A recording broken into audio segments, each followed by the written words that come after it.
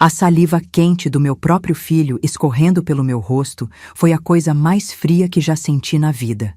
Ele me olhou com um ódio que eu nunca soube que existia. Os olhos vermelhos, a boca torcida de raiva, e as palavras saíram como veneno. Você nunca fez nada por mim, nada! Você e o pai só me deram migalhas. Você é um peso morto na minha vida. Meu nome é Irene, e essa foi a recompensa por 78 anos de dedicação. Uma cusparada no rosto e uma sentença de morte para a minha alma. O que você faria no meu lugar? Escute a minha história até o fim e me diga. O que você teria feito no meu lugar? E também, me conte de que cidade você está me ouvindo. Eu preciso saber que não estou sozinha nisso. Se você quiser ouvir mais histórias como essa, se inscreva no canal. Ele bateu a porta com tanta força que o retrato do pai dele, do meu Antônio, balançou na parede, quase caindo. O silêncio que ficou depois foi pior que os gritos. Um silêncio pesado, grosso, que parecia encher cada canto da minha pequena sala. Eu fiquei ali, parada, sem coragem de limpar o rosto. Eu queria que aquela humilhação ficasse marcada na minha pele para sempre, para eu nunca mais esquecer. O cheiro de poeira e de móvel velho da minha casa de repente ficou mais forte, como se a própria casa estivesse sufocando junto comigo. Aquele lugar, construído tijolo por tijolo pelas mãos do meu marido, que sempre foi meu refúgio, agora parecia a cena de um crime. O crime da ingratidão. As palavras dele, peso morto, ecoavam na minha cabeça. Será que era isso que eu era? Um fardo? Eu me arrastei até a poltrona gasta, onde Antônio costumava sentar para ler o jornal, e me deixei afundar nela. Meus dedos tocaram o tecido puído, procurando o calor dele, a força dele, mas só encontrei o frio da ausência. Olhei para as minhas mãos enrugadas, as mesmas mãos que costuraram noite adentro para pagar os estudos dele, que remendaram suas roupas de criança, que prepararam milhares de refeições. Essas mãos tinham feito nada? A dúvida, plantada por ele, começou a criar uma raiz venenosa no meu peito. Onde foi que tudo mudou? Por que eu permiti isso por tanto tempo? A imagem de Antônio me veio à mente, clara como o dia. Lembro de uma noite, muitos anos atrás, ele chegou da obra mais cansado que o normal. Suas mãos calejadas tremiam um pouco enquanto ele me mostrava um extrato do banco, quase zerado. Ele não parecia triste, pelo contrário. Havia um brilho de alívio nos seus olhos cansados quando ele me abraçou e sussurrou no meu ouvido. Nosso menino está seguro, Irene. É só o que importa. Naquela época, eu não entendia a dimensão daquele sacrifício. Hoje, com a acusação do meu filho queimando na minha pele, aquela lembrança se tornou uma faca de dois gumes. A prova do nosso amor e a prova da crueldade dele. A mudança não aconteceu de um dia para o outro. Foi um veneno lento, administrado em pequenas doses pela mulher dele, a Mônica. No começo, eram só comentários disfarçados de preocupação. A senhora não acha que essa casa é grande demais só para a senhora? Ou então, Ricardo se preocupa tanto com suas contas, mãe? A gente não quer que a senhora passe aperto. Ela falava com um sorriso doce, mas os olhos dela eram frios como duas pedras de gelo. Ela me fez sentir como uma despesa, um problema a ser resolvido. E o meu Ricardo, que antes me defendia de tudo e de todos, começou a concordar com ela em silêncio, apenas com um balançar de cabeça. Depois vieram os esquecimentos. Meu aniversário, que antes era uma festa com bolo e guaraná, virou uma ligação apressada no fim do dia. Os almoços de domingo na casa deles se tornaram raros e, quando aconteciam, eu era colocada num canto, como um vaso de planta esquecido. Eles viajavam, postavam fotos sorrindo, e a desculpa era sempre a mesma. Seria cansativo demais para a senhora, mãe. Até os meus netos, que antes corriam para o meu colo, foram se afastando. Diziam que a minha casa não tinha estrutura, que era perigosa. Eles não estavam apenas me abandonando, estavam apagando a minha existência, pouco a pouco. A minha casa, que antes era cheia de risadas e do cheiro de bolo de fubá, se transformou em um mausoléu. O tic-tac do relógio na parede era o único som que me fazia companhia, marcando as horas de uma solidão que doía nos ossos. Às vezes, eu achava que ouvia a voz de Antônio me chamando da garagem ou o barulho de Ricardo criança correndo pelo corredor. Eram fantasmas, eu sei. Fantasmas de uma vida que não existia mais. Eu comecei a me sentir paranoica, como se os vizinhos me olhassem com pena quando eu ia até o portão. Eu era a velhinha abandonada da rua, a história triste que contavam em voz baixa. Ricardo queria dinheiro. Era sempre sobre dinheiro. Ele parecia ter esquecido do terreno que eu e Antônio vendemos para ele tentar a faculdade que nunca terminou. Esqueceu do nosso carro, vendido para dar entrada no primeiro carro dele. Esqueceu de todas as nossas economias, que foram para o ralo no negócio que ele abriu e faliu em menos de um ano. Cada centavo que juntamos com suor e sacrifício foi entregue a ele, na esperança de que ele tivesse uma vida melhor que a nossa. E agora ele dizia que não fizemos nada. A injustiça daquelas palavras era tão grande que me deixava sem ar. Será que eu enlouqueci? A manipulação deles foi tão constante, tão sutil, que por um momento eu duvidei de mim mesma. Talvez eu estivesse lembrando das coisas de forma errada. Talvez os sacrifícios não tivessem sido tão grandes assim. A voz de Mônica, sempre doce e venenosa, ecoava na minha mente. Sua mãe tem a memória um pouco confusa, meu amor. É da idade. Eles me fizeram questionar a minha própria sanidade, a minha própria história. Esse era o jogo deles, me transformar numa velha senil e culpada, para que a ganância deles parecesse justificada.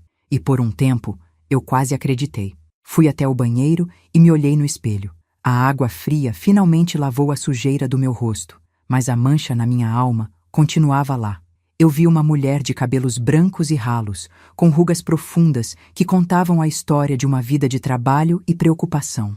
Mas pela primeira vez, eu não vi só a velhice. Eu vi os olhos do meu filho refletidos nos meus, cheios de um desprezo que eu não merecia.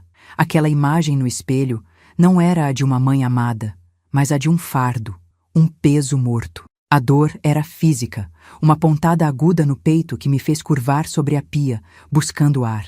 Mas, em meio àquela dor sufocante, algo diferente começou a brotar. Uma frieza, uma clareza que eu não sentia há anos. A névoa de culpa e confusão que eles criaram ao meu redor começou a se dissipar. Eu não era louca. Eu não era um peso. Eu era a mãe que tinha dado tudo, absolutamente tudo, por um filho que se revelou um estranho cruel e ingrato. A dor não desapareceu, mas ela se transformou. Deixou de ser uma dor que me paralisava e passou a ser uma dor que me dava foco. A tristeza deu lugar a uma calma assustadora. Eu finalmente entendi que o amor não podia ser uma via de mão única. Eu sequei meu rosto devagar, com uma toalha limpa. Cada movimento era deliberado, preciso. Olhei novamente para o meu reflexo no espelho, mas agora eu via outra pessoa. Não era mais a Irene frágil, a velhinha que pedia desculpas por existir. Era a viúva de Antônio, um homem que me ensinou sobre força e dignidade. Era uma mulher que tinha sido empurrada para o fundo do poço, mas que descobriu que o fundo do poço era de pedra firme. A humilhação tinha me quebrado, sim, mas as peças estavam se juntando de uma forma nova, mais forte, mais afiada. Naquele momento, decidi que o jogo havia mudado. Voltei para a cozinha, o coração batendo num ritmo diferente. Não era mais o baque surdo da dor, mas uma batida firme, quase militar. O choro tinha secado, e no lugar dele nasceu uma frieza que eu não conhecia. Abri a geladeira, peguei a jarra de água e bebi um copo devagar, sentindo o líquido gelado descer pela minha garganta e apagar qualquer resquício de calor que a humilhação tinha deixado. A minha casa, que minutos antes parecia um túmulo, agora se transformava no meu quartel-general. O relógio na parede não marcava mais as horas da minha solidão. Ele fazia a contagem regressiva para o dia em que a verdade viria à tona. O jogo tinha virado, e agora era eu quem ditava as regras. Não chorei mais. As lágrimas eram um luxo que eu não podia me permitir. Em vez disso, fiz um café forte, do jeito que Antônio gostava. O cheiro encheu a casa e, pela primeira vez em muito tempo, não me trouxe tristeza, mas sim a lembrança da força dele. Olhei para o seu retrato na parede, o mesmo que quase caiu com a batida da porta. Seus olhos pareciam me dizer: faça o que tem que ser feito, Irene. E eu faria. Por ele. Por mim. Pela dignidade que eles tentaram me roubar. A dor ainda estava lá, uma brasa ardendo no fundo do meu peito, mas agora ela era combustível. Eles achavam que tinham me quebrado, mas apenas despertaram uma parte de mim que estava adormecida há muito tempo. Comecei a minha busca. Uma busca silenciosa dentro da minha própria história. Abri o guarda-roupa antigo, o cheiro de naftalina e de tempo me envolvendo. Passei a mão pelas roupas de Antônio, pelos ternos gastos que ele só usava em casamentos e batizados. Remexi em gavetas cheias de papéis amarelados, Contas antigas, certidões, lembranças de uma vida inteira de trabalho. Eu não sabia exatamente o que estava procurando, mas sentia que a resposta estava ali, em algum lugar, escondida entre as dobras do passado. Eles achavam que eu era uma velha fraca e esquecida. Mal sabiam eles que a memória de uma mãe, quando ferida, se torna mais afiada que uma navalha. A casa parecia me observar em silêncio. Cada rangido do assoalho de madeira era como um sussurro, cada sombra nos cantos parecia esconder um segredo. Abri caixas de sapatos cheias de fotografias. Vi Ricardo criança sorrindo banguela no meu colo. Vi sua formatura do primário, seu primeiro carro, seu casamento. Em cada foto, eu e Antônio estávamos lá, ao fundo, com os olhos brilhando de orgulho. Como aquele menino sorridente se transformou no monstro que cuspiu no meu rosto? A resposta, eu sabia, estava ligada ao dinheiro. Sempre ao dinheiro. A ganância tinha envenenado a alma do meu filho, e eu precisava encontrar o antídoto, a prova que o faria se engasgar com a própria mentira. Folheando um álbum antigo, uma lembrança me atingiu como um soco. Uma noite fria, uns 7 anos atrás, Ricardo tinha aparecido em casa, pálido, suando frio. Ele não disse nada para mim. Foi direto para a garagem conversar com o pai. Fiquei na porta da cozinha, ouvindo apenas os murmúrios tensos. Antônio saiu de lá com o rosto envelhecido 10 anos, mas com uma determinação de ferro nos olhos. Ele me abraçou e disse apenas: "Vamos resolver, Irene. Família é para isso." Depois daquele dia, nossas economias sumiram. Antônio nunca me deu os detalhes, apenas pediu que eu confiasse nele. E eu confiei. Eles não podiam imaginar o que eu escondia em silêncio, o que o pai dele tinha me confiado sem palavras. A garagem, o santuário de Antônio. Era lá que ele passava horas, consertando coisas, planejando suas obras, fugindo do barulho do mundo. Fazia anos que eu não entrava ali. A porta de madeira pesada rangeu ao abrir, revelando a penumbra e o cheiro familiar de óleo, poeira e serragem. Era como entrar num templo esquecido. As ferramentas dele ainda estavam penduradas na parede, organizadas com uma precisão que era a marca registrada dele. Tudo estava exatamente como ele deixou. O ar era pesado, denso de saudade. Senti um arrepio, como se o fantasma dele estivesse ali, me guiando, me mostrando o caminho que eu deveria seguir. Meus olhos percorreram o ambiente, procurando por algo fora do lugar. Uma caixa, um envelope, qualquer coisa. Nada.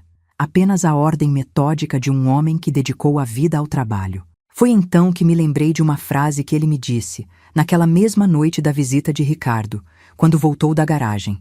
Ele estava guardando umas ferramentas e falou, mais para si mesmo do que para mim: "Se um dia o menino esquecer de onde veio, isto o fará lembrar." Na época, eu não entendi. Achei que era só um desabafo de pai. Agora, a frase ecoava na minha cabeça com a clareza de uma sentença. Não era um desabafo, era uma pista. Meu coração acelerou.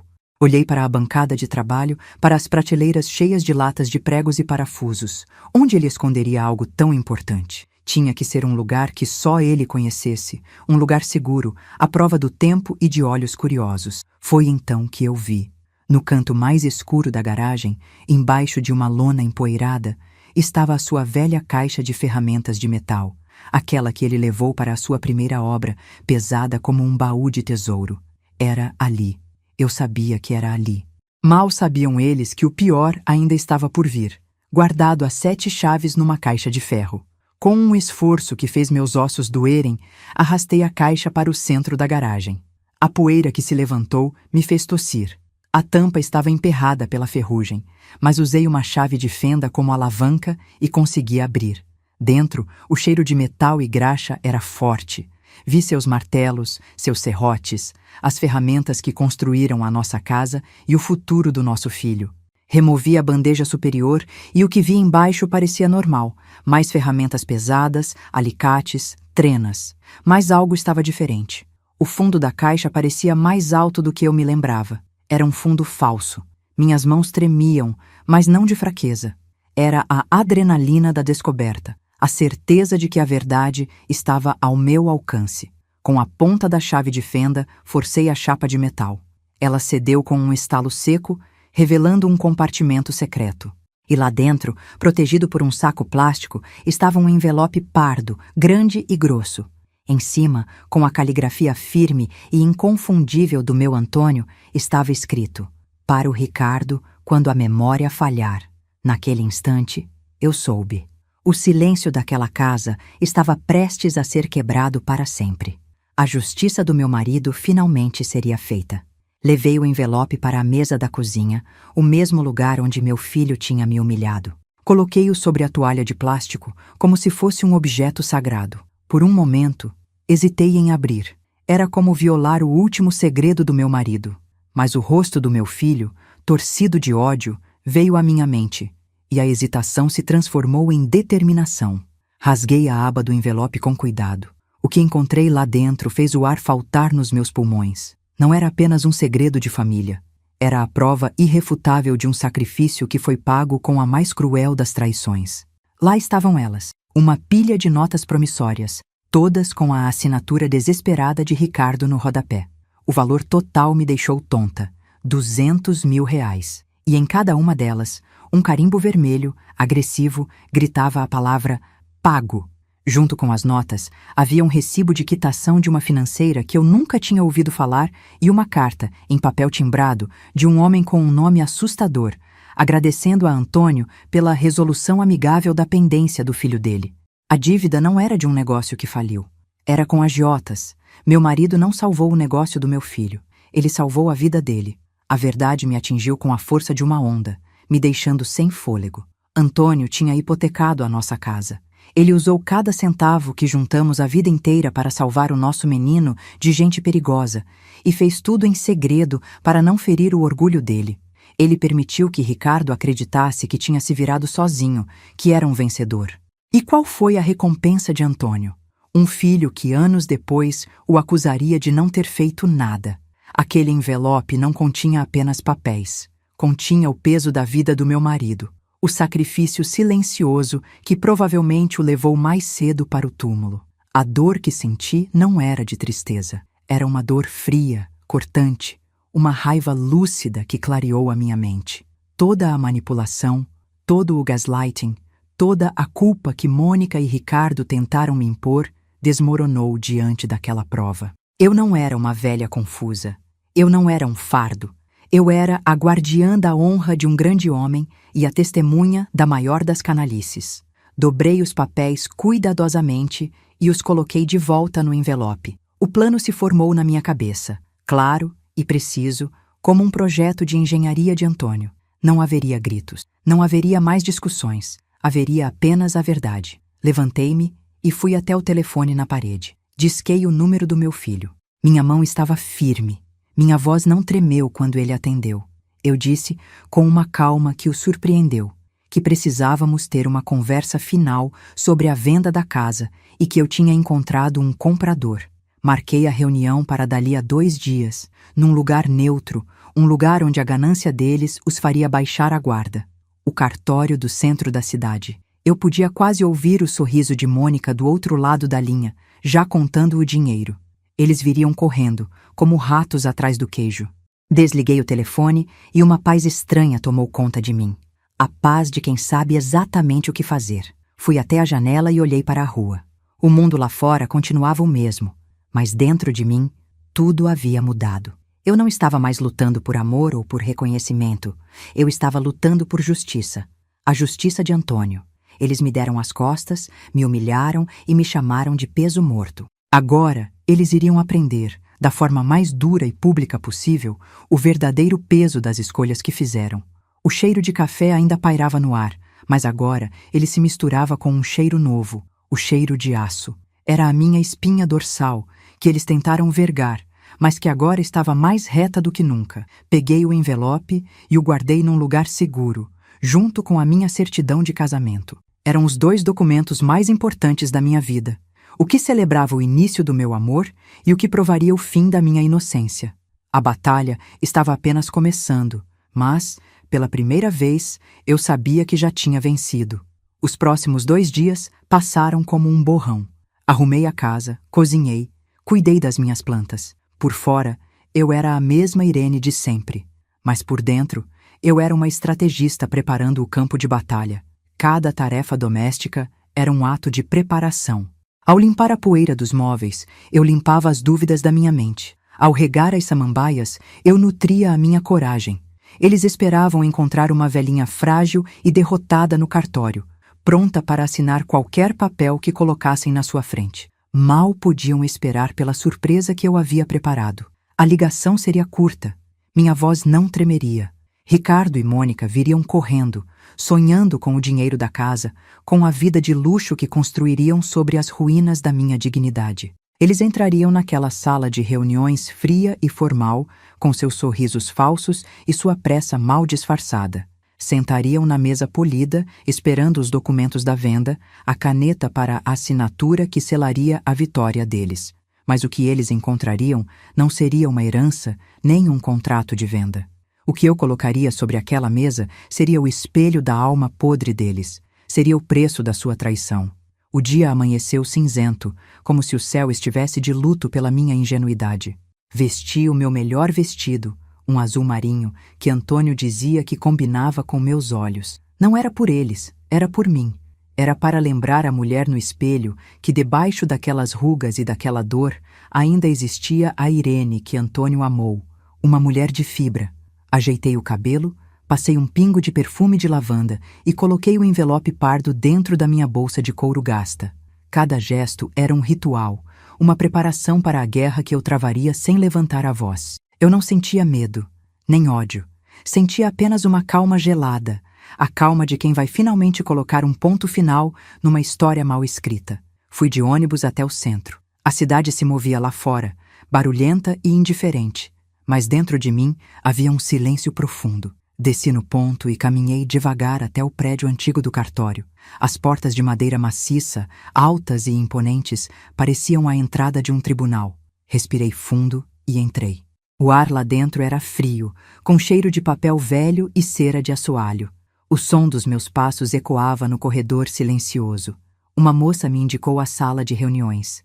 Era um lugar austero, com uma mesa longa e polida e cadeiras de couro escuro. Sentei-me na cabeceira, o lugar que seria de Antônio, e esperei. Aquele seria o meu palco, e a peça que eu encenaria seria a da verdade. Eles chegaram com 10 minutos de atraso, como sempre. Mônica entrou primeiro, trazendo consigo um perfume doce e enjoativo que impregnou o ar sério da sala. Usava um vestido caro e um sorriso que não chegava aos olhos. Ricardo veio logo atrás, o rosto tenso, tentando disfarçar a ansiedade com uma pose de homem de negócios. Ele evitou meu olhar. Sentaram-se do outro lado da mesa, como se fôssemos adversários numa negociação.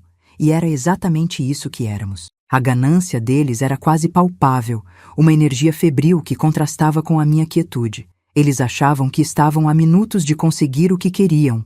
Mal sabiam que estavam a segundos de perder tudo. Mãe, que bom que a senhora pensou bem no assunto. É o melhor para todos, disse Mônica, a voz melosa como sempre.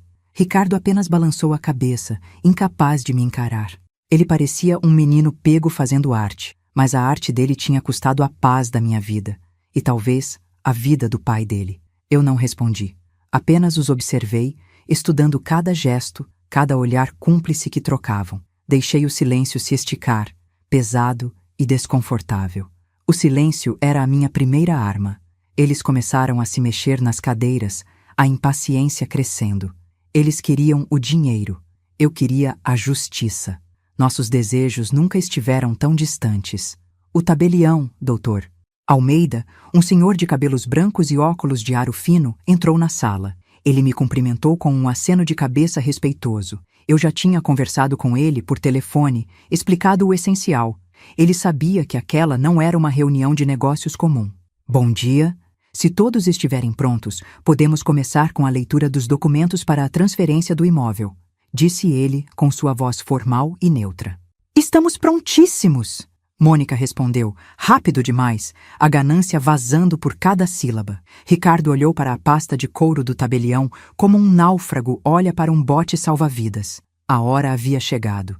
Eu levantei a mão, um gesto pequeno, mas que parou tudo. Doutor Almeida se calou e olhou para mim. Ricardo e Mônica me encararam surpresos. Antes de qualquer assinatura, doutor Almeida, comecei. minha voz saindo firme, sem nenhum tremor. Há um outro documento que precisa ser visto. Um documento de família. Ricardo franziu a testa, confuso. Mônica revirou os olhos, impaciente. Para ela, aquilo era só um velho truque de uma velha para atrasar o inevitável. Ela não podia estar mais enganada. O que eu estava prestes a mostrar não era um atraso. Era uma sentença. Abri minha bolsa devagar, tirei o envelope pardo e o coloquei sobre a mesa de madeira polida. O som do papel deslizando sobre a superfície foi o único barulho na sala. O envelope estava amarelado pelo tempo, com as bordas gastas. A caligrafia de Antônio, forte e clara, parecia saltar do papel. Para o Ricardo, quando a memória falhar. O meu filho olhou para aquelas palavras e eu vi um lampejo de algo em seus olhos. Medo? Reconhecimento? Não importava. A semente da dúvida estava plantada. Ele olhou para mim pela primeira vez, com uma pergunta silenciosa no rosto. O que é isso? Uma carta de despedida? Deixe de drama, sogrinha, e vamos ao que interessa. Mônica cuspiu as palavras, o veneno disfarçado de brincadeira. Eu a ignorei completamente, mantendo meus olhos fixos em Ricardo. Empurrei o envelope na direção dele. Era pesado, pesado com o sacrifício de uma vida inteira. Abra, meu filho, eu disse, e a palavra filho saiu com um gosto amargo, como se fosse de um idioma que eu não falava mais. Ele hesitou, a mão pairando sobre o envelope como se ele queimasse. Mônica o cutucou. Anda logo, Ricardo. Vamos acabar com isso. Com as mãos trêmulas, ele rasgou o envelope. O som do papel se partindo pareceu um grito no silêncio do cartório. Ele tirou a pilha de documentos de dentro. Vi seus olhos percorrerem a primeira folha. Uma nota promissória. Ele viu o valor. Viu sua própria assinatura, desesperada e torta, no rodapé. Ele passou para a segunda, a terceira, a quarta. Eram tantas. Cada uma delas era um prego no caixão da sua arrogância. O rosto dele começou a perder a cor, ficando pálido como cera. O suor brotou em sua testa. Ele não estava apenas lendo papéis. Ele estava revivendo o terror que o pai dele o poupou de enfrentar. Mônica, percebendo a mudança no marido, se inclinou para ver. Ela arrancou uma das folhas da mão dele. Seus olhos correram pelo papel, pelo carimbo vermelho e agressivo que dizia pago, e então pela carta em papel timbrado. Ela leu o nome do agiota, um nome que, pelo jeito que sua boca se abriu em choque, ela conhecia muito bem. O castelo de mentiras que eles construíram, a narrativa de que eram vítimas de pais que não fizeram nada, desmoronou ali, naquela mesa polida, sob a luz fria de uma lâmpada de escritório. O silêncio que se seguiu foi o som da verdade esmagando a mentira. Eles ficaram paralisados, como estátuas de vergonha. Ricardo olhava para os papéis, depois para mim, a boca se abrindo e fechando sem emitir som. Mônica estava branca como o papel que segurava, os olhos arregalados de horror e, pior, de entendimento. Ela finalmente entendeu de onde tinha vindo o dinheiro que pagou o carro de luxo deles, as viagens, as roupas de grife. Veio do suor, do sacrifício e, por fim, do coração cansado do homem cujo filho agora cuspia no rosto da viúva. Deixei que o peso daquela revelação o sufocasse por um longo minuto. Então, com a calma de quem finalmente chega ao seu destino, eu falei. Minha voz não era alta, mas cortou o ar como uma lâmina de vidro. Olhei diretamente nos olhos do meu filho, os mesmos olhos que me olharam com ódio dias antes, e disse, devagar, para que cada palavra se cravasse em sua alma: este foi o nada que seu pai e eu fizemos por você. A frase pairou no ar, simples, devastadora e irrefutável. A prova estava ali, sobre a mesa, testemunhando contra ele. O doutor. Almeida ajeitou os óculos, impassível, mas eu vi em seus olhos um brilho de compreensão. Ele era a testemunha pública da desonra do meu filho. Ricardo soltou um som estrangulado, um soluço que morreu na garganta. Ele tentou falar. Eu não sabia. Ele nunca me disse. As palavras saíram emboladas, patéticas. A desculpa de um homem fraco tentando fugir da consequência de seus atos. Mônica, por outro lado, recuperou a voz, e com ela, o veneno. Isso é mentira! É uma armadilha! Você forjou esses papéis para não nos dar o que é nosso por direito! Ela gritou, o desespero a tornando feia e estridente. Mas a acusação soou vazia, o último grito de um animal encurralado. Ninguém na sala acreditou nela. A verdade tinha um peso que mentira nenhuma podia sustentar. Eu me levantei. O movimento foi lento, digno. Minhas pernas não tremeram. Dirigi-me ao Dr. Almeida, ignorando completamente o casal que se desfazia em sua própria miséria. Doutor Almeida, como eu disse, não haverá partilha de herança. A casa será vendida, sim. Vi um lampejo de esperança nos olhos de Mônica, que se apagou com o que eu disse a seguir. O valor integral da venda será doado ao Hospital Infantil da cidade, em memória de Antônio Ferreira, um homem que acreditava que o maior investimento é salvar uma vida. A justiça de Antônio seria feita através da caridade, não da ganância. Olhei uma última vez para o homem que um dia foi meu filho. Ele estava curvado sobre a mesa, o rosto entre as mãos, chorando. Mas não eram lágrimas de arrependimento. Eram lágrimas de autocomiseração, de quem foi pego, de quem perdeu. Não senti pena, não senti nada. Aquele laço, que eu pensei ser inquebrável, tinha sido corroído pela ingratidão até virar pó. A casa que seu pai construiu com as próprias mãos vai dar um teto a crianças doentes. Vai servir para alguma coisa nobre, já que não serviu para te dar um pingo de caráter. Eu disse, a voz fria como o mármore de um túmulo. Virei as costas para eles, para a vergonha dele, para a raiva dela, para as ruínas da família que eles mesmos destruíram. Caminhei em direção à porta, cada passo me afastando daquele veneno. Não olhei para trás. Sabia que, se olhasse, veria apenas dois estranhos sentados à mesa, afogados em papéis amarelados que provavam o tamanho do amor que eles desprezaram e a profundidade da própria canalice. O Dr. Almeida se levantou quando passei, um gesto silencioso de respeito que valeu mais que 1000 palavras. Ao abrir a porta pesada, a luz do corredor me pareceu mais brilhante. O ar, mais leve. Eu não saí daquela sala com mais dinheiro ou com uma vingança satisfeita. Eu saí com algo muito mais valioso. A minha dignidade intacta e a honra do meu marido restaurada. Deixei para trás o peso morto que eu fui acusada de ser. Na verdade, o peso morto sempre foram eles. E naquele dia, no silêncio de um cartório, eu finalmente cortei a âncora que me prendia ao fundo do poço. Eu estava livre. Saí daquele cartório e o ar da rua nunca me pareceu tão puro.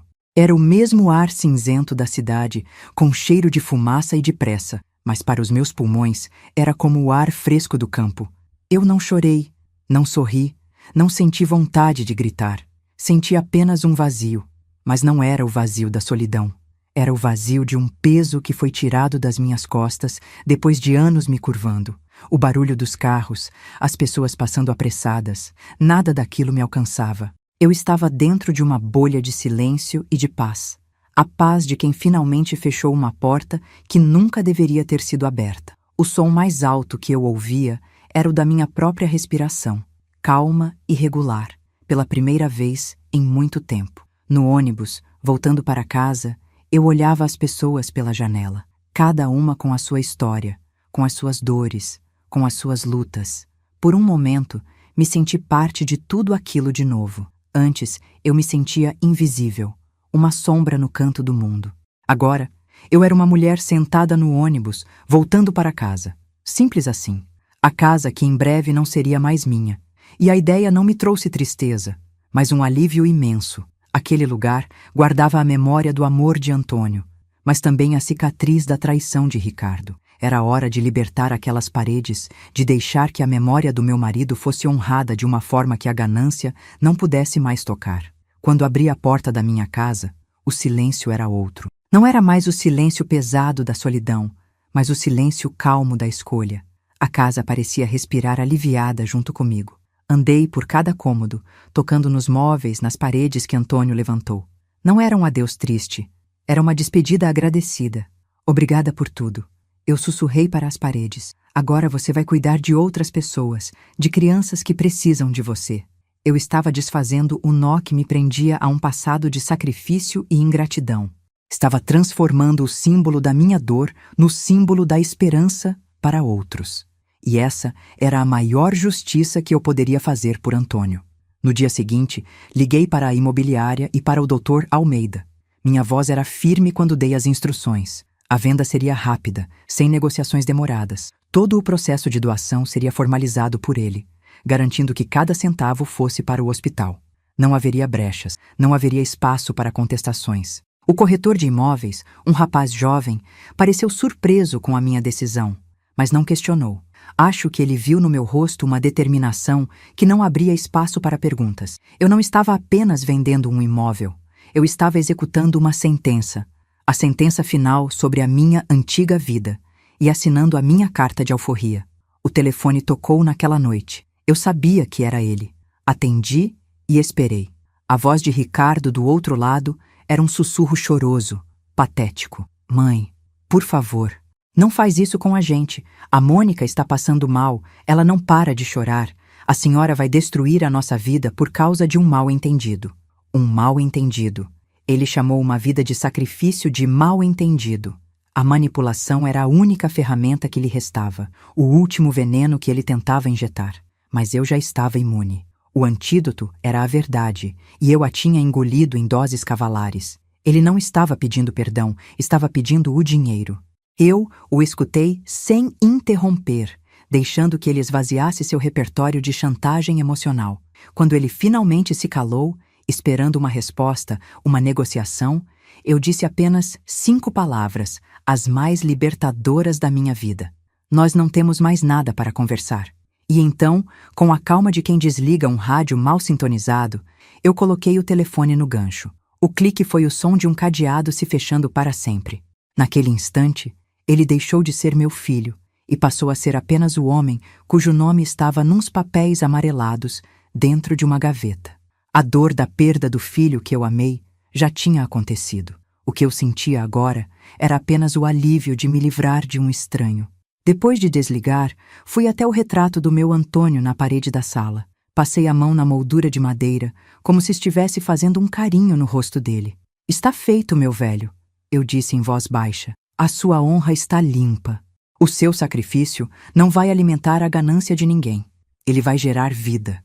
Olhei para os olhos dele na fotografia e, pela primeira vez desde que ele se foi, não senti aquela dor aguda da saudade, mas uma sensação de paz, de missão cumprida.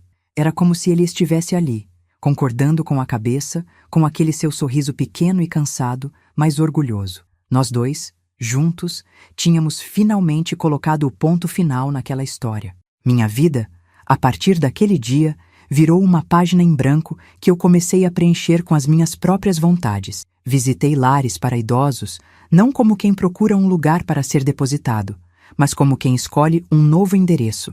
Encontrei um lugar claro, com um jardim bem cuidado e senhoras que jogavam baralho na varanda. Um lugar onde eu seria a Dona Irene, não a mãe do Ricardo ou a viúva do Antônio. Eu seria eu mesma. Organizei meus poucos pertences, as minhas fotos, a máquina de costura de minha mãe, as coisas que realmente importavam. O resto, as tralhas que acumulamos na vida, eu doei. Eu estava ficando mais leve, por dentro e por fora. A casa foi vendida rápido. Quando vi a placa de vendido no portão, senti uma pontada no coração. Mas não era de dor. Era a pontada da despedida, como quando a gente vê um navio partindo no horizonte. Uma história tinha acabado ali. Uma história de amor, de suor, de risadas e, no fim, de uma grande decepção. Mas agora, o valor daquelas paredes, de cada tijolo assentado por Antônio, não seria usado para comprar carros de luxo ou para financiar a vaidade de Mônica. Seria usado para comprar remédios, para pagar o tratamento de crianças, para dar uma chance a quem mal começou a viver. A casa do mestre de obras, Antônio finalmente cumpriria sua maior vocação, ser um alicerce. Fiz questão de ir pessoalmente ao hospital fazer a doação. O diretor, um homem de olhos gentis, me recebeu em sua sala. Quando assinei o termo, ele me mostrou onde a placa seria colocada, no corredor principal da ala infantil. Em memória de Antônio Ferreira, um homem que acreditava que o maior investimento é salvar uma vida.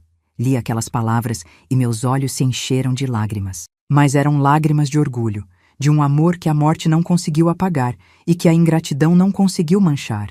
O legado do meu marido estava eternizado, não numa lápide fria, mas nos sorrisos de crianças que teriam um futuro graças a ele. Hoje, eu moro num apartamento pequeno, com uma varanda cheia de sol, onde eu cultivo meus gerânios. Faço caminhadas no parque, converso com minhas novas amigas, leio os livros que nunca tive tempo de ler. Aprendi a mexer no celular para ver as fotos dos filhos das minhas vizinhas. Às vezes me pego pensando se Ricardo e Mônica estão bem.